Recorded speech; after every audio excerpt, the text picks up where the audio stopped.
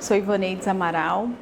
Eu fiquei pensando quando foi proposto, esse painel para a gente falar um pouquinho sobre a nossa trajetória, a nossa história. E eu, nesses meus 43 anos de idade, uma das coisas assim que eu sempre fiz, que eu quero falar um pouco, é sobre a mulher pesquisadora que sou. Há 15 anos eu trabalho com pesquisa. E bem pouco tempo eu tomei consciência do quanto isso é importante e necessário nessa sociedade que nós vivemos. Aqui mesmo, nesse lugar, eu já me apresentei várias vezes como estudante, mãe do Pedro, professora, dona de casa, tia, em vários momentos. E agora, hoje, eu estou muito feliz de poder aqui estar falando que eu sou uma pesquisadora. E o quanto isso é importante e forte para a minha história, porque a minha mãe também era professora, a minha família é uma família de muitas mulheres que trabalham nessa profissão. E eu fiquei pensando por que que eu me apresentei sempre como estudante. E aí eu voltei lá na minha história e, para mim, a representação de estudante era de uma menina, numa escola, sentada num banco, numa cadeira, esperando a professora determinar, o que você vai falar, o que você vai fazer, como você vai fazer.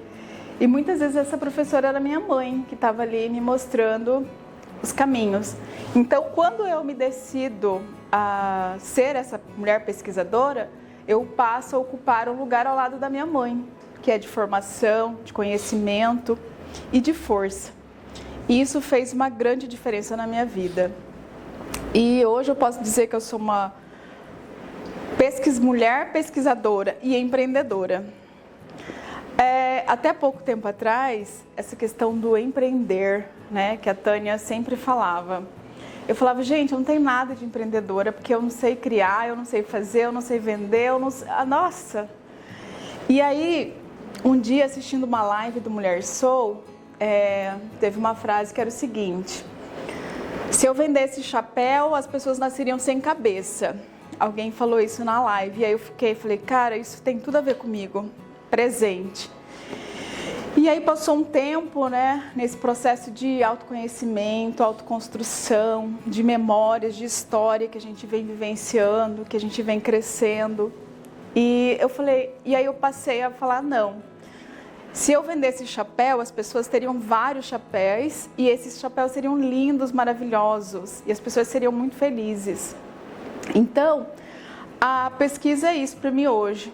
É onde eu me encontro, onde eu posso propiciar, principalmente para os grupos minoritários, para as pessoas mais excluídas, para os povos originários, mostrar um pouco da história deles e mostrar como é lindo o que essas pessoas fazem pelo nosso país, pela nossa sociedade, pelos nossos povos. Então, quando eu me posiciono como pesquisadora, não só para o meu crescimento pessoal, mas para toda a minha história, da minha família, que também são indígenas, como a Ana falou, que são pessoas negras, mulheres que sofreram violência. Então, são vários chapéus lindos, maravilhosos, que as pessoas precisam ter acesso.